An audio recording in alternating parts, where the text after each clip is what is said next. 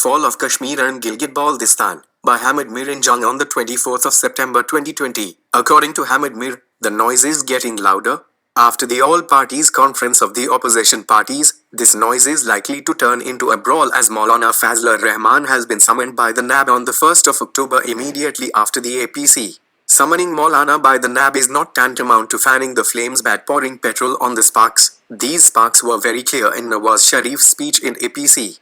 These sparks can be ignored as Nawaz Sharif's grief and anger, but how to ignore the APE declaration which was read by Maulana Fazlur Rahman? The declaration was issued with the consensus of about a dozen political parties, and the 26 points of the declaration contained what was in Nawaz Sharif's speech. I will not go into the details of why the second resolution of the declaration called on the establishment to stop interfering in politics. I was shocked to hear the seventh resolution of the declaration in which the present government was held responsible for the fall of Kashmir. The 14th resolution called for timely, transparent and non-interfering elections in Gilgit-Baltistan, and no interference in the elections so that no one could object to the transparency of the elections. The meeting also demanded that the process of making the tribal areas into no-go areas be stopped. They also demanded that the missing person be brought to justice and that a truth commission be set up. The declaration of the new coalition of the opposition, the Pakistan Democratic Movement, mentions all the points that we can call the fault lines or weaknesses of the Pakistani state. On the one hand, the new opposition alliance considers the Indian occupation of occupied Jammu and Kashmir after abolishing its constitutional status on the 5th of August 2019, the fall of Kashmir.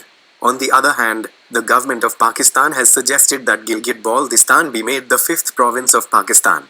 My humble opinion is that by making careless statements on this sensitive issue, some government figures have raised concerns not only in occupied Kashmir, but also in the political parties of Azad Kashmir. I'm well aware that a large majority of the people of Gilgit-Baltistan love Pakistan very much and want to join Pakistan and get the rights that are enshrined in the 1973 Constitution, but Article 257 of the same Constitution mentions the state of Jammu and Kashmir. Gilgit-Baltistan is also included in this state.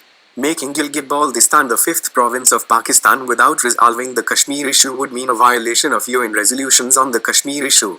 India violated the UN resolutions on the 5th of August 2019, but will Pakistan follow India's path without thinking? Pakistan must satisfy the people of Gilgit-Baltistan, but not in such a way that unrest spreads in occupied Kashmir and Azad Kashmir against the government of Pakistan. The people of Gilgit-Baltistan also love Pakistan, and the people of Jammu and Kashmir also loves Pakistan. The government of Pakistan has to take both together. The two do not have to fight each other. Many people in Gilgit-Baltistan want a separate identity. They do not consider themselves part of the state of Jammu and Kashmir. This area was conquered by Zorawar Singh in 1840 during the Dogra rule, and included in the state of Jammu and Kashmir. In 1947, Brigadier Ghansara Singh was the governor of the area, but Muslim military officers and soldiers, including Colonel Mirza Hasan Khan, revolted and arrested Ghansara Singh, announcing the region's annexation to Pakistan. Pakistan's political leadership was cautious, and on the 16th of January 1948, at the UN Security Council, Foreign Minister Zafirullah Khan stated that Gilgit-Baltistan was in fact part of the state of Jammu and Kashmir. Before and after 1947, the region had representation in the Assembly of the state of Jammu and Kashmir. But after 1947, not much attention was paid to the construction and development of the area. In 1951, Kashmiri leader Chaudhry Ghulam Abbas visited Gilgit-Baltistan and organized the Muslim conference here. But Pakistan's bureaucracy did not allow the Kashmiri leadership to set foot here. Muhammad Alam, a local leader of the Muslim conference, was arrested in Astor, and the people broke down the door of extradition, after which freedom of expression was restricted here. Gilgit-Baltistan's independence hero Colonel Mirza Hasan Khan was arrested in the Rawalpindi conspiracy case. After his release, he formed the Gilgit League, but it was banned under the 1958 martial law. Former president of Azad Kashmir K.H. Khurshid was born in Gilgit. He tried to come here and raise his voice for the rights of the region but could not succeed. Maqbul Bhatt and Aman Allah Khan, leaders of the Jammu and Kashmir Liberation Front, visited Gilgit several times in 1970 and were arrested. In 1973, a senior bureaucrat, Jalal Haidarzadi, came to Astor and offered Aman Allah Khan the presidency of the PPP in Gilgit-Baltistan, saying that we are making this area a province of Pakistan. So Aman Allah Khan asked him, "What will you do with the UN resolution?" Jalal Haidarzadi couldn't answer. In 2009, The PPP tried to give the area some rights by creating a separate administrative unit called self-governance, but controlled democracy could not end people's sense of deprivation. In the third term of Nawaz Sharif, again there started discussion on making this area a province. The leadership of the Hurriyat conference from Srinagar started sighing, so Nawaz Sharif stopped. Now it is planned to follow the same proposal again.